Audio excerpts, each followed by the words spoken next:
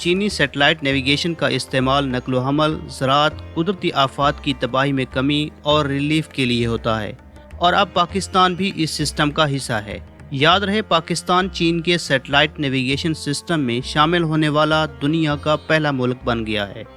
Navigation office کے director general اوبیڈو، navigation satellite system BDS کے ترجمان RN چینکی نے کہا کہ پاکستان سیٹلائٹ نیویگیشن پروگرام میں ایک اہم شراکت دار ہے۔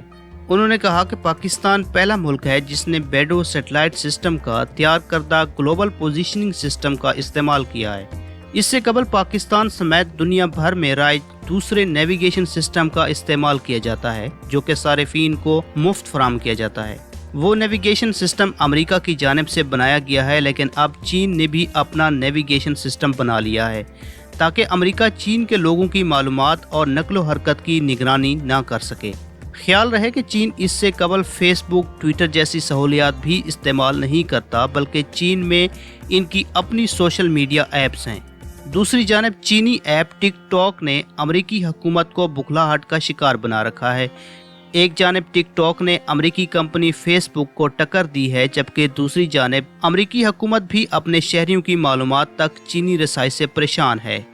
امریکی حکومت ملک میں ٹک ٹاک پر پابندی لگانے کے حوالے سے بھی غور کر رہی ہے تاکہ اپنے شہریوں کی معلومات کو محفوظ کیا جا سکے اور امریکہ میں چین کے بڑھتے ہوئے معاشی تسلط کو بھی روکا جا سکے۔